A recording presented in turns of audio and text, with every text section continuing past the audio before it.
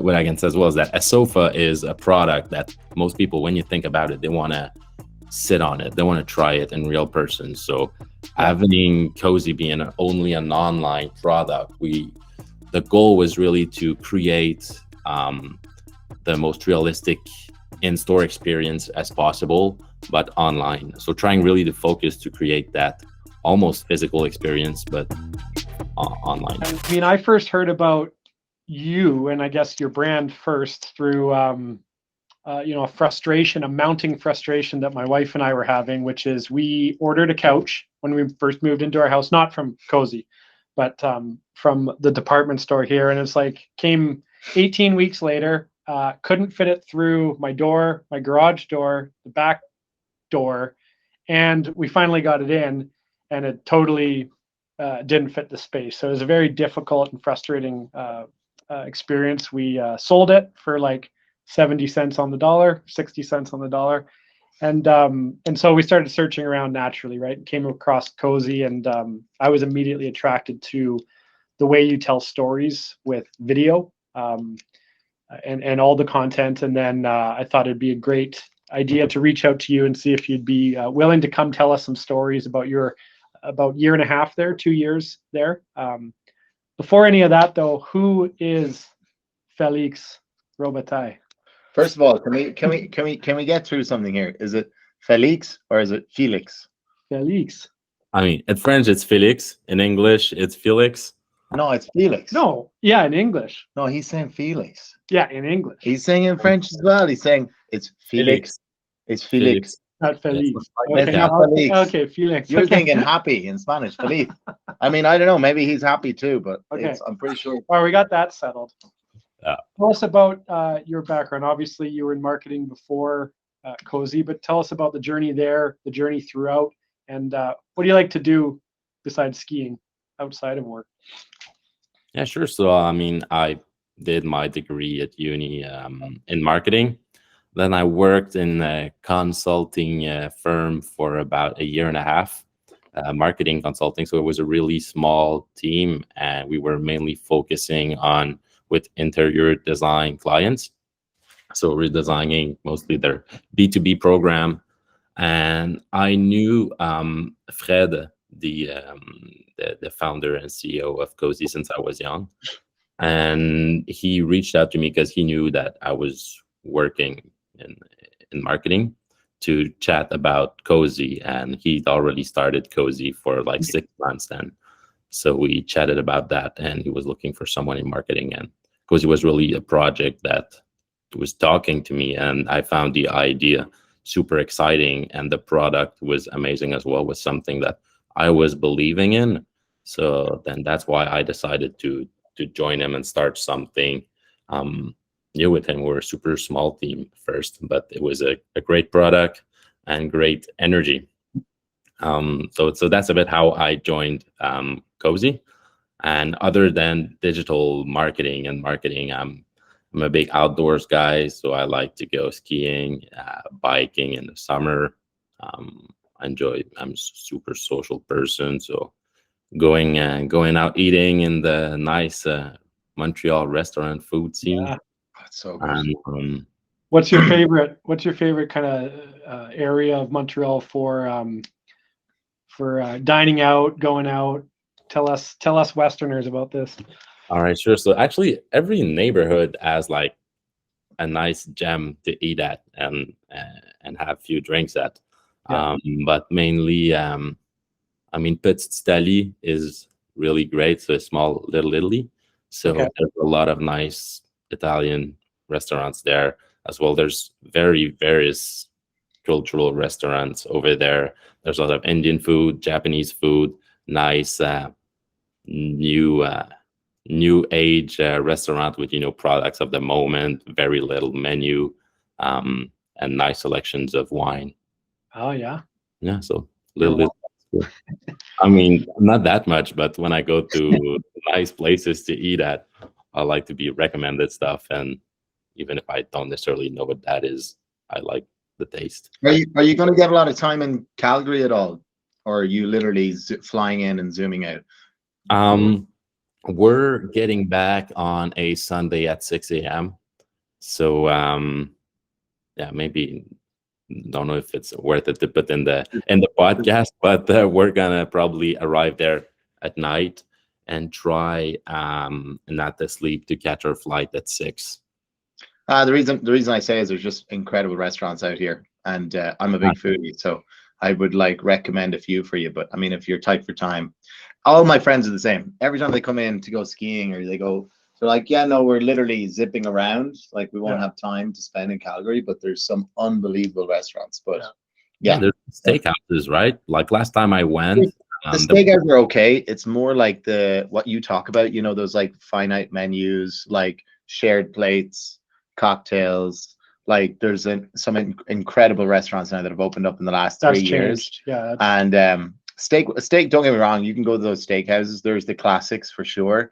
I actually haven't been to many of them because I go to a lot. I'm the type of guy that prefers a menu where I'm sharing with people, which is why I don't take Caleb for dinner often because he likes his meat and potatoes on the one. I'm just So that's really interesting. Yeah, but for sure. Yeah, send me your recommendations. I mean, we'll be down to have some taste of nice Calgary restaurants when we're gonna get there. For sure.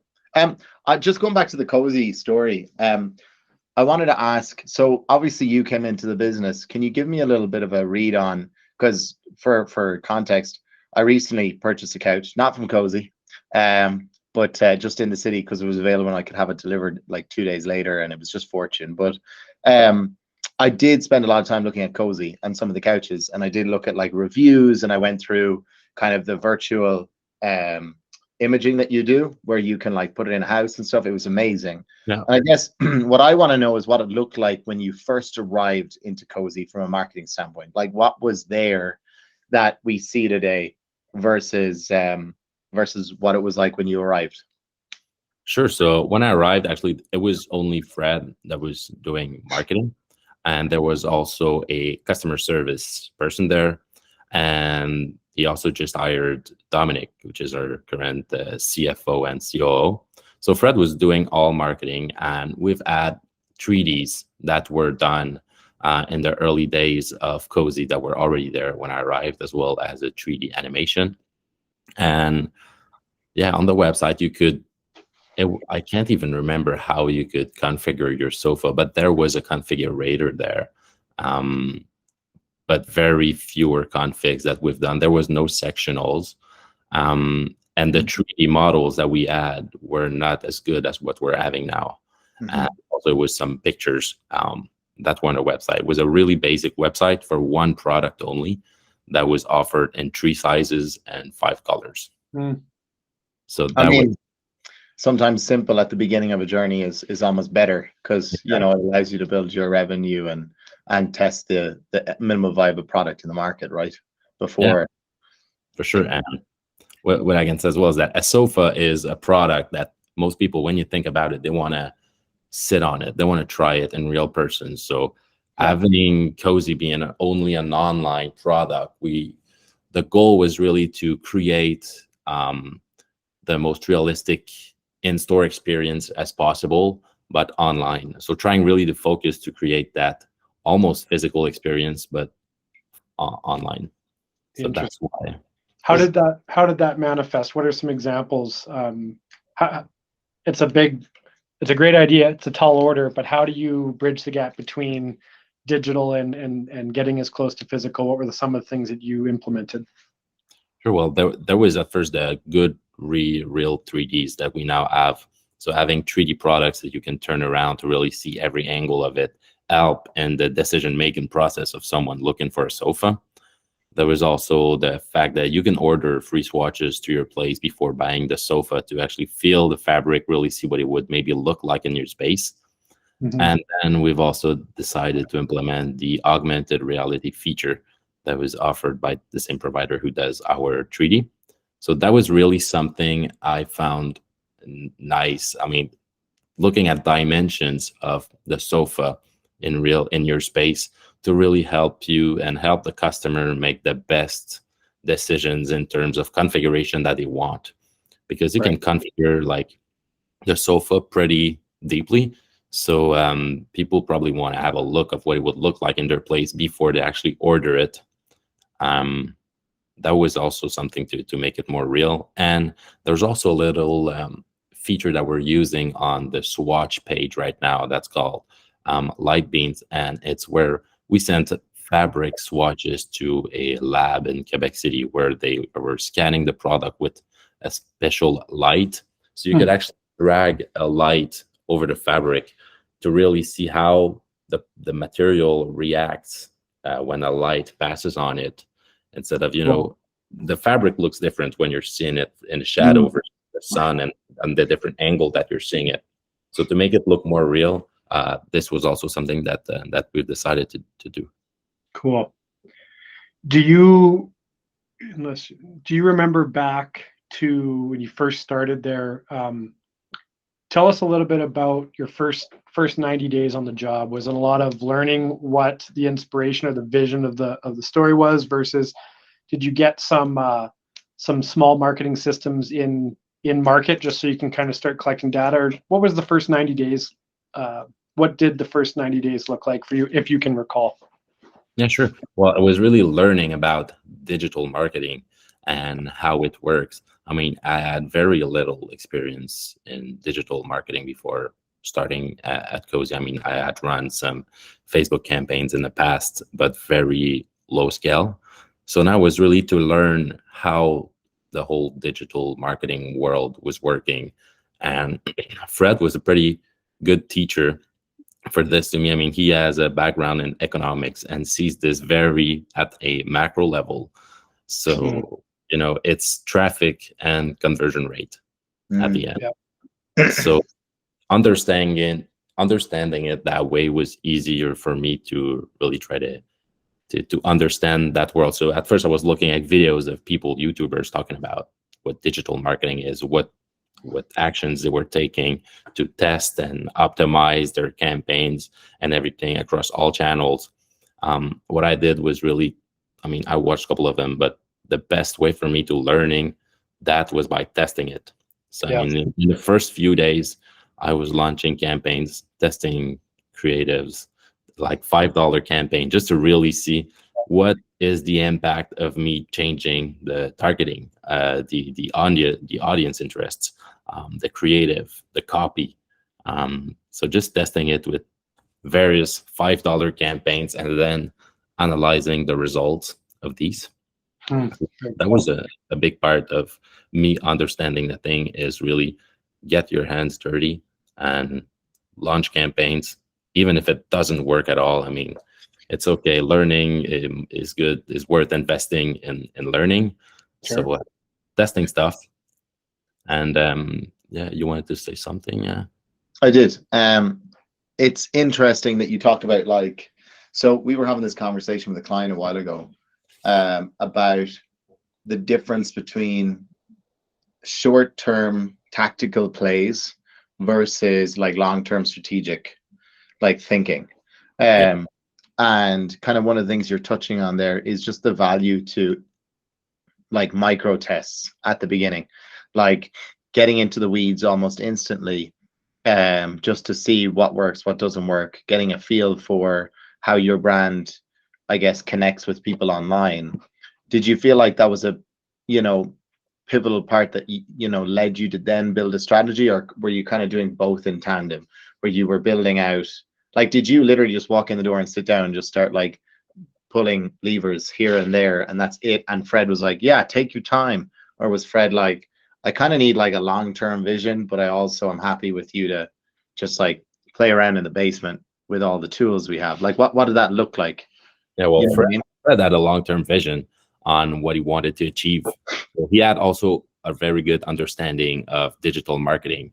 And I was in there to learn, optimize, and then take the role in a few months to really grow the company and the business. Cool.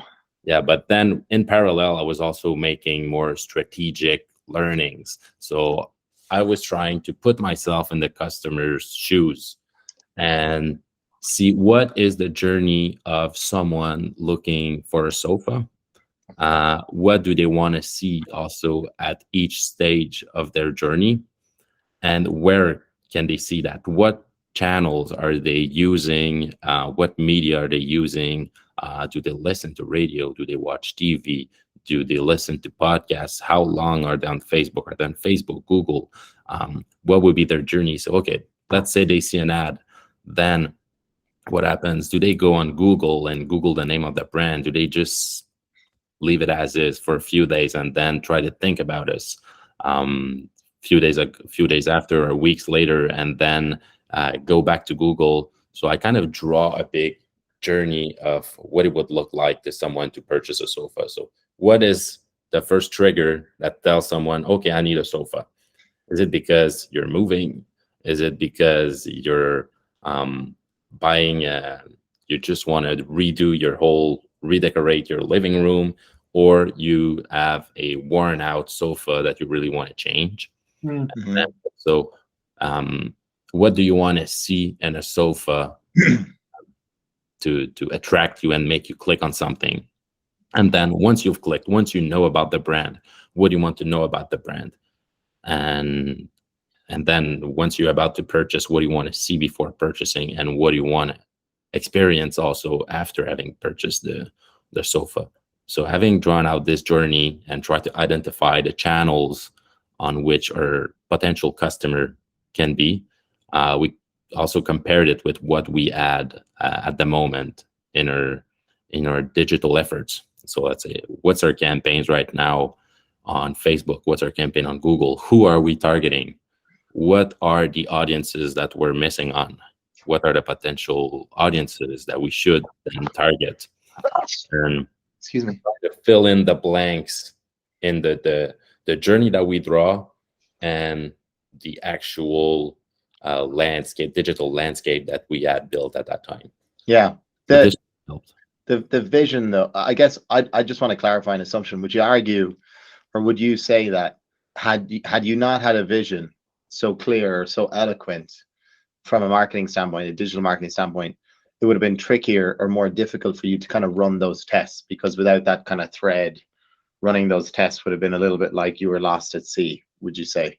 Like, but having the vision made it clearer. What do you think?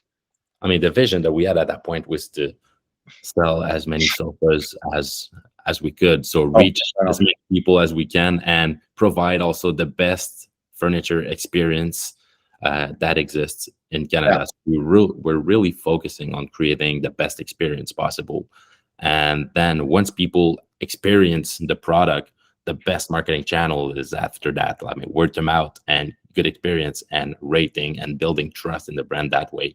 So we're really trying to sell as many so that people know about the product. They had a great experience.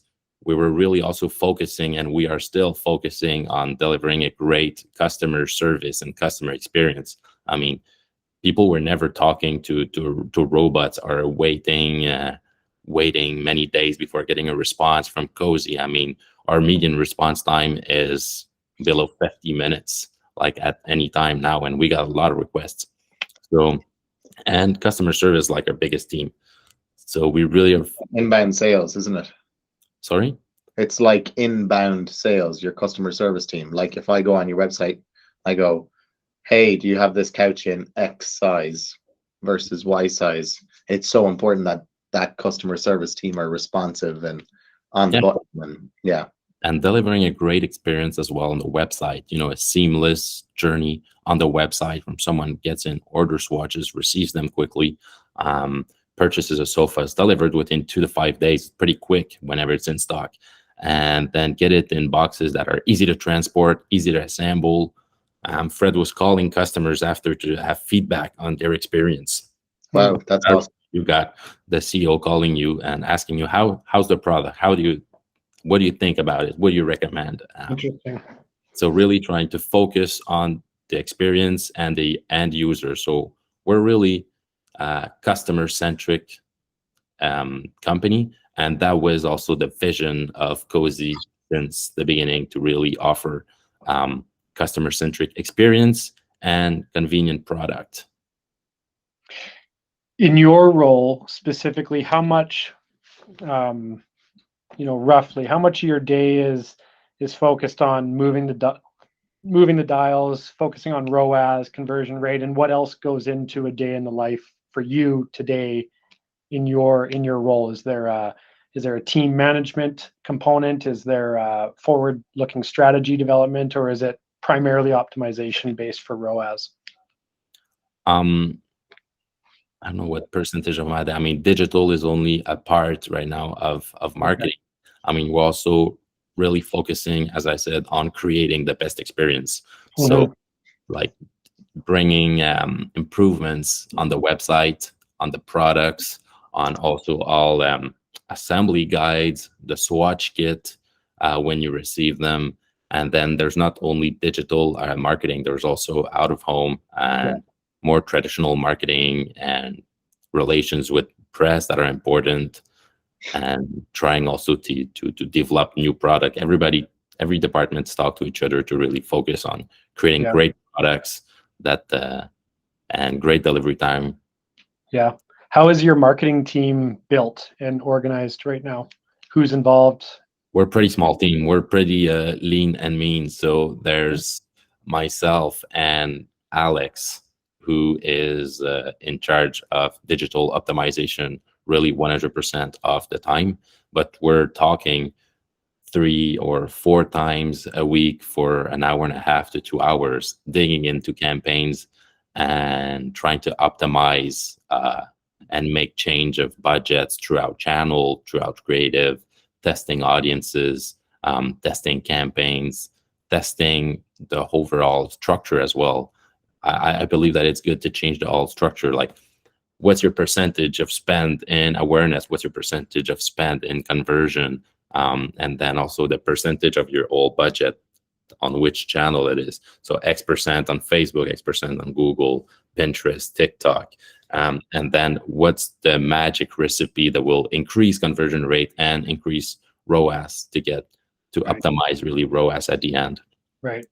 So, Over time, since you implemented these systems, have you seen organic start taking a little bit of a higher percentage of your conversion rate sources, or is it purely, or is it still a majority tied or tethered back to paid activations? it's pretty hard to tell in terms of attribution, because a lot of people, they don't necessarily just buy on an ad. I mean, and especially not a $1,500 sofa. So most of the time people are going to go direct to make the purchase. So also finding the right attribution to what channel drives sales is something that's interesting, and we need to and people need to focus on. And also determining maybe some KPIs per channel and per funnel is also something that's super important for us. So let's say we want to drive traffic from Facebook, but then is it just the number of users that we want to drive, or we want to also drive a good quality of traffic? How do you measure quality of traffic? So then you set yourself some KPIs based on, let's say, what's the time spent on average per users that are coming from these campaigns. That gives you a hint on, is that good quality of traffic or not? We don't necessarily want to bring traffic at any cost. We want to bring traffic that spends time on the side of the person that is interested, that is more likely to convert after, rather than traffic that bounce. Yeah. Can you, for me, it is just something interesting. Like, I feel as though, especially during a time when supply chain really struggled for every single industry, content, connecting and managing expectations with the customers was really, really important. Can you tell me a little bit about kind of how you managed expectations with customers when you were low on stock and it was hard to get stuff in? I mean, I'm assuming due to supply chain, like what you used, what was your success? And then B, can you give me an idea after that as to how much like PR helped with that? Because you mentioned that that's a part of kind of the matrix for you guys, but we haven't touched on it a lot. And I know content plus PR can really help kind of manage expectations. Yeah, for those of you who don't speak Irishman, PR is PR, public relations. Yeah. Okay. Yeah. Yeah, PR. Yeah, that's basically it. Yeah. Okay, thanks, Gal. But to be honest, we didn't really.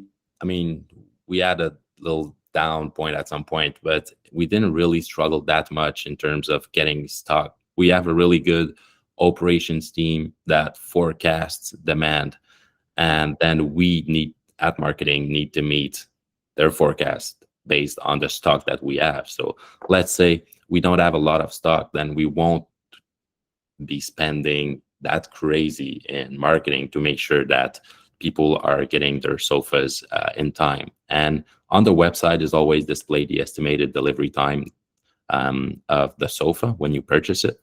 So this is adjusted daily to really reflect the promise of customer, and that they're not to manage expectations on the delivery time.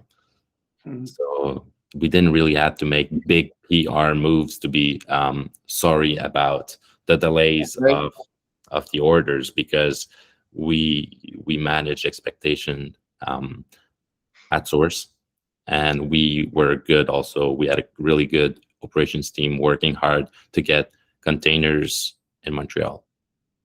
It sounds like so much a part of the vision, and correct me if I'm wrong, from Fred was based around, or strategic vision was based around customer centricity and making life easier, and then your marketing systems and approaches were reverse engineered from that ethos. Is that, am I picking that up right? Or because all of what you just described sounds like it would make one's life much easier if you're in the market, and decisions around, or I guess understanding of something, a macroeconomic factor like supply chain, understanding what that means to people as it relates to buying furniture, and then reverse engineering your approach and your systems in place to mitigate that frustration. Is that fair? Yeah, exactly. So we really want to put the user first, and so them to have the best experience. So managing the expectations on delivery date was, yes, part of that. And we want to meet targets depending on the stock that we have. We don't want to make sales if we don't have the stock. Right. Now that you've got your, oh, sorry, sorry. No, I was just going to say that we work in collaboration with, marketing team works in collaboration with the operations team to make yeah, of course, go well. That's one of the benefits of that lean and mean, I guess, right? You can turn around and get real-time feedback from the operations team. You started out as sort of in this protege status role, and you've learned and tested and adopted this approach that is now your approach today. How does it work? How does it work between the dynamics between you and, say, a Fred now? If he comes in with lofty targets, are you at a position where you can say, F off, Fred, this is what we're doing, or this is my approach? How did that evolve over time to you? Because you alluded to, first you were a protege, then you started to assume that role. How did that evolution go down? Fred is still pretty involved in marketing decisions. We discuss it together, what actions we may take to provide the best experience and also have the best results. So we're very focused on results, and then my job is to make results happen. So by testing, and if ever, our efforts or the performance is bad, I'm going to be the one blamed for that. So I will need to take actions to get performance back up, ROAS back up. So we can have some sprint moments at some times, and okay, so now ROAS is going down or our performance is going down. We need to change the whole thing up. And I think that in digital marketing, sometimes it helps to just switch everything around, restructure the way your campaign works, your flows, everything, your creative, and start from scratch and building that. So in a week, or you change your whole approach, creative, targeting. You need to be agile in each of your channels. So speaking of agility and kind of being able to turn and move quickly, new year, new me, new us, what mediums, what platforms, or what areas do you see as being big opportunities for Cozey? Like, is it like, for example, I've just recently, something I haven't mentioned yet and you don't know about me, but Is that you sneeze a lot? I Do you want sneeze a tissue? lot. I blow my nose a lot. I like to interrupt interview. I love this. It's actually a test, to be honest, Felix. I'm trying to be as distracting as possible. And if you get through the whole thing, you'll win $1 million and from Caleb. Not even from Hug and Ladder. He's just going to give you cash. That's how he's just so loaded that he's just going to Get to it. Thank you. No, I mean, for me, for example, I got really into interior design, and because of that, I got into Pinterest, and I can spend Friday evenings just going into wormholes in Pinterest. Like, I get lost, like people would have with YouTube. It's either that or cabins on YouTube now at the moment that excite me. So what are the mediums that you're really backing this year to help the business, or what are the the spaces that you think there's something here, there's potential here for us to do really well if we can harness this area? In terms of channels, it's really to find, again, the good mix between all of them. So Facebook, as I said, TikTok, Google, and Pinterest, and each of the channels, and that's where we need to focus on. There's not necessarily, I believe, a new niche that we should be focusing on. It's really just to understand each of the channels the proper way. So you talked about Pinterest. People interact differently in Pinterest that they would on Facebook. So do you click on ads on Pinterest, or you just pin stuff? Right. What do you do? You're asking me? Yeah. No, generally you're right. I pin stuff most of the time. Yeah. So you can't really look at traffic coming from Pinterest. So then what do you look at? You look at like pin rates, pin click rates. So you really need to take each channel and find the right KPIs that you want to optimize for each of them. Mm-hmm. And then for sure we'll want to test more on TikTok. I mean, we've been testing on it, but we're not quite there yet. I think there are some good opportunities there. And keep testing in each platform, keep understanding each platform, and attribute the right things to each of them as well. And finding a good overall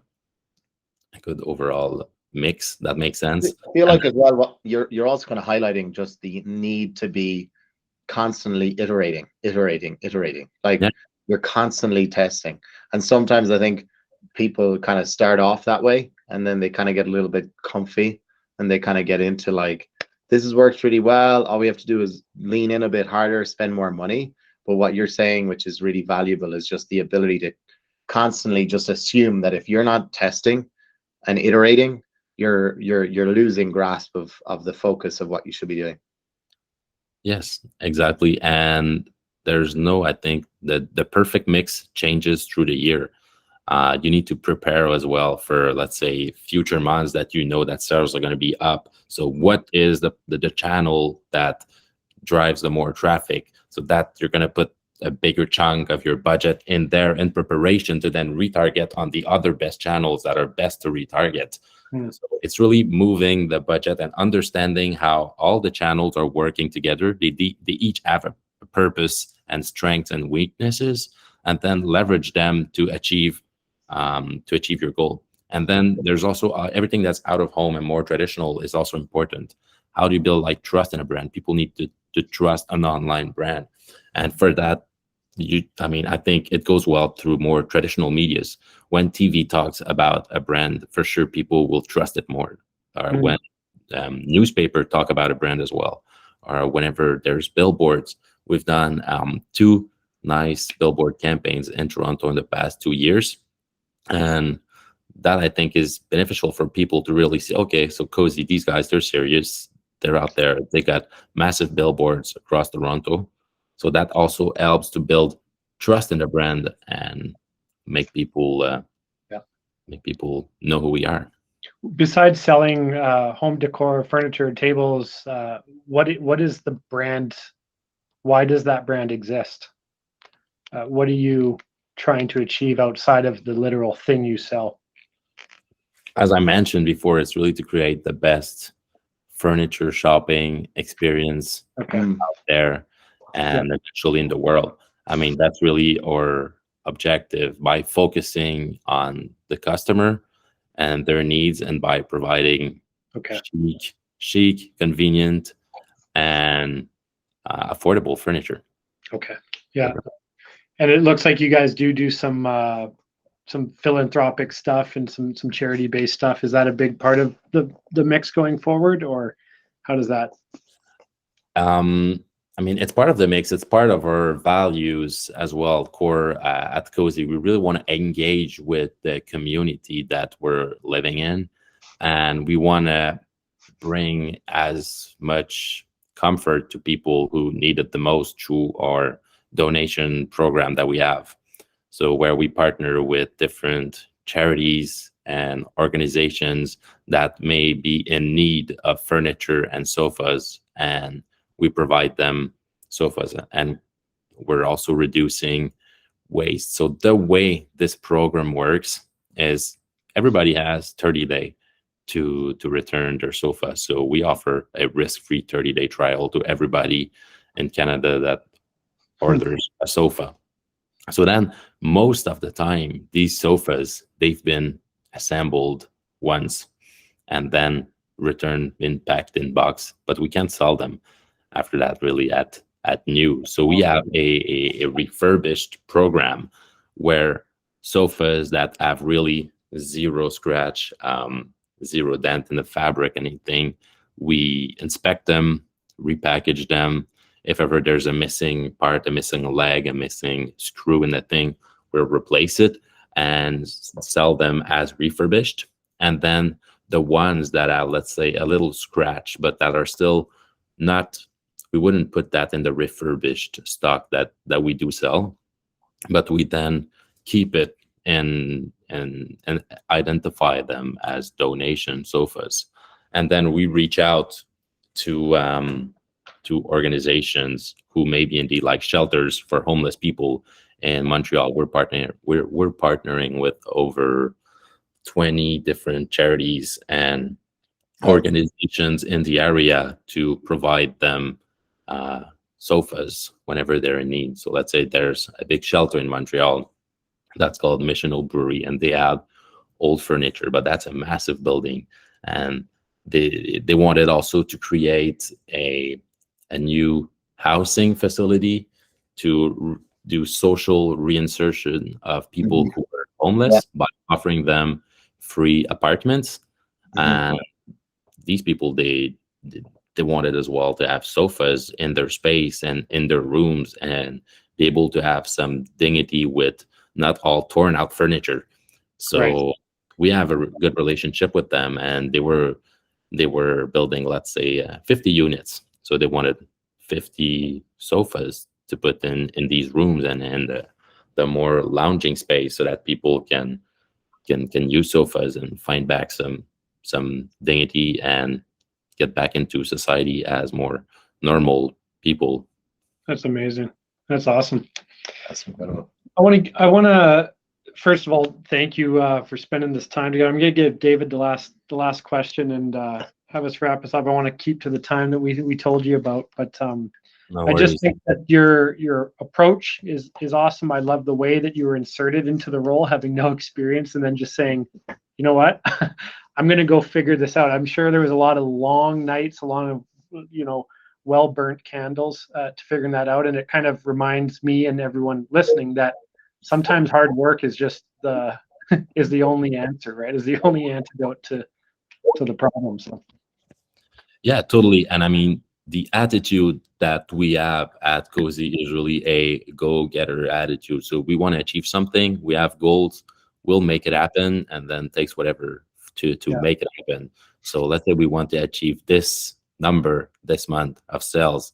We'll just work and grind till we achieve it.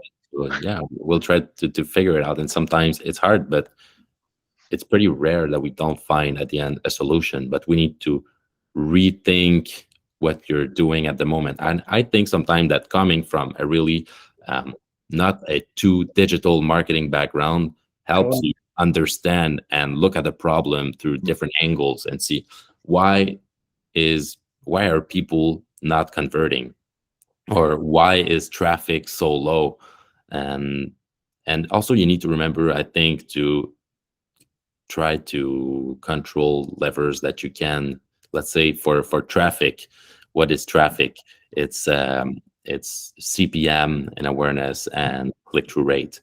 But then what is good CPM? I mean, testing different audiences. Right. And click-through rate is showing the good thing to the good person. So it's all different combination, and you try to pull levers where it has an impact on the overall traffic. And then conversion rate, it's also, I mean, it's the content that you're showing them and where they are at the journey, understanding correctly what's the journey, where they're at, and showing them the good thing, and making sure also that it's the good quality traffic that you brought that is going to convert way more than bad quality traffic that you brought in. So the traffic is also super important, the quality of it that you bring in to then convert. And then conversion is not only about creative, it's about the whole experience on your website, how seamless your website is, how seamless the experience through the website is, how convenient it is to reach out to someone, to customer service, to ask questions,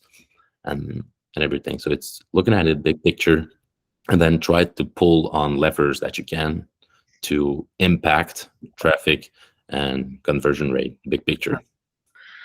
Man, I mean, I told you this before when we met a few weeks ago, but one of the main reasons I started this podcast was selfishly to learn. And I have like 6 nuggets that I'm taking away from this one. So I appreciate that. I appreciate you opening up the veil on how you approach this game. So appreciate it. I'll give you I have like one question, which is, what would you tell the Freds out there who are about to hire the Felixes of the world? They're in that position where they're like, okay, I'm about to go and hire a guy to go and help me. What advice would you give to that CEO or to that founder, guy or gal? In Ireland, we say guys plural, but I stop saying that. A CEO of mine once said, say all. But I was just like, what would you say? I think I'd say that, I mean, years of experience are not all. It's also the attitude that you want to bring. I mean, if you want people that have a go-getter attitude and that want to learn and that want to bring results in, I mean, it's not only about years of experience. And sometimes I feel like people who have no experience can look at the problem through different angles, rather than people who have done the same thing for 20 years that will try to replicate that same thing. And things in digital world are moving so fast. You can't do the same thing you were doing 10 years ago. You can't do the same thing that you were doing last year. So you constantly need to adapt, and trying to find someone that is constantly adapting and that does not get stuck in the things they have done in the past and try to replicate the same thing to a new business, I think. Awesome. Thanks for that. Appreciate that, and appreciate everything. For everyone listening, go out and buy maybe you can send us the next campaign you launch, DM me a attribution link, and we'll help bolster your numbers a little bit by sending it to our friends and family and sure. get the versions. No, I appreciate it, and thanks for teaching us a few things, and we'll chat again soon, man. Thanks for having me, guys.